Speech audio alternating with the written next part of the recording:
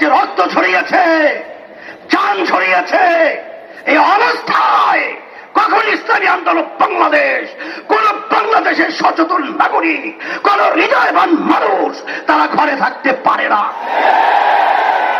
তারই অংশ হিসাবে আজকে আমরা রাজপথে এসেছি।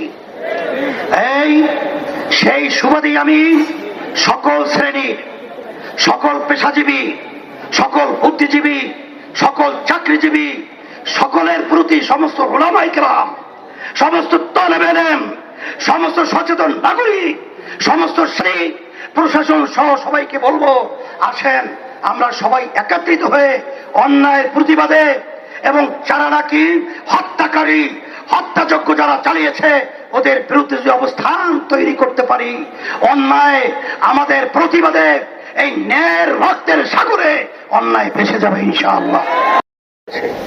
যে গুন্ডামি চলেছে, যে সন্ত্রাসী চলেছে, এবং আমার নিরীহ আমার ছেলেদেরকে যেভাবে নির্বিচারে পাখির মতো গুলি করে যেভাবে হত্যা করা হয়েছে, এটা দেখে কোন সাধারণ যার ভিতর একটু মানবতা রয়েছে কখনোই সে ঘরে ঘুমাতে পারে না। তারই অংশ হিসেবে আজকে আমরা রাজপথে এসেছি। আজকে আমার ছেলেদেরকে, আমার মেয়েদেরকে আজকে ওরা নির্বিচারে পাখির মতো গুলি করে হত্যা করবে।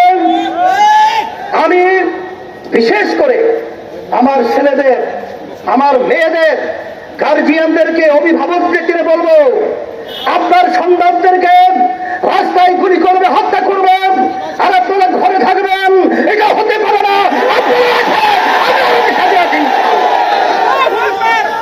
সাথে সাথে আজকে কোন দেশে আমরা বসবাস করছি? আজকে আশ্চর্য, একটা ছেলে আবু সাঈদের হাতে কোনো অস্ত্র নেই, ওর হাতে কোনো লাঠি নেই, ও একটা মেধাবী ছাত্র, ও কোনো সন্ত্রাসীর কোনো তালিকা ওর নামে নেই। সেখানে ঠান্ডা মাথায় ওর বুকের ভিতরে একটা নয় কয়েকটা গুলি করে পাখির মতো লুকিয়ে ফেলা হয়েছে। আর সেটা আমরা বসে বসে দেখবো, আর সেটা আমরা সহ্য করবো? এটা হতে পারে না, হতে দেওয়া যায় না। এর প্রতিবাদে রাস্তায় নামতে হবে। খুনিদের বিচার বাংলার জমিনে করতেই হবে। শুধু তাই নয়, আজকে আওয়ামী লীগ স্বঘোষিত প্রধানমন্ত্রী